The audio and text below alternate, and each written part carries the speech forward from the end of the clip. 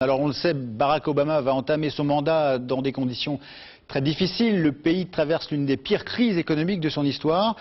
Tout le monde est touché, et notamment les seniors. La retraite a été relevée récemment à 67 ans, mais le système ne permet pas de vivre correctement. Et certains, malgré leur âge, sont obligés de retravailler pour s'en sortir. Le reportage de Stéphanie Desjard et Samuel Guibou. Il y a l'Amérique des affaires et de la puissance. Et il y a celle des gens pour qui l'argent est un problème quotidien. Dans leur maison surchauffée qu'ils n'ont toujours pas fini de payer, Yann et Kay regardent souvent les photos de leur voyage. C'est le temps de la vie facile. Yann et Kay dépensent sans compter et oublient d'épargner pour leurs vieux jours. Mais quand Yann arrête de travailler dans l'imprimerie à 71 ans, le couple se rend vite compte que la seule pension de retraite versée par l'État ne leur permet même pas de survivre. C'est sûr qu'on a fait des erreurs dans la vie qu'on paye aujourd'hui. C'est pour ça que je dois encore travailler. Ça ne me dérange pas de travailler. Je me sens jeune, en forme, j'aime travailler. Mais c'est quand même difficile de mener cette bataille.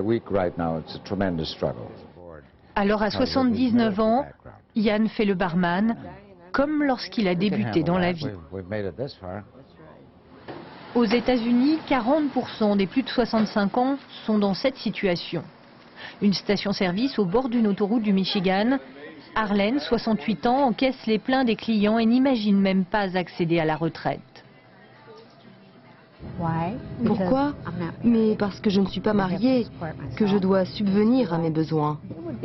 Juste me relaxer, oui, ce serait bien. J'ai plein de choses à faire à la maison. J'aime bien cuisiner, tout ça, mais bon. Dans un quartier populaire de Chicago, des seniors en quête d'un nouvel emploi viennent chercher de l'aide, ici. À 62 ans, Lorna aurait préféré vivre une retraite tranquille. Mais ses économies d'une vie ont servi à financer les études de ses enfants. On se trouve parfois dans une situation dans laquelle on n'aurait jamais imaginé se trouver. Vous divorcez, vous avez 3 enfants, vous n'avez pas de travail parce que vous avez été licencié.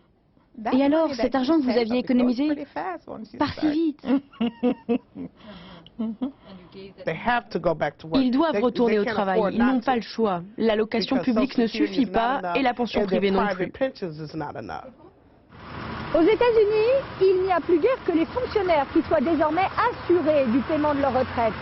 Dans la tourmente boursière de l'automne, les fameux fonds de pension privés ont perdu 30% de leur valeur, affectant la plupart des Américains. Et parmi les seniors qui travaillent encore, 1 sur 4 a décidé de reporter sa retraite à des jours meilleurs.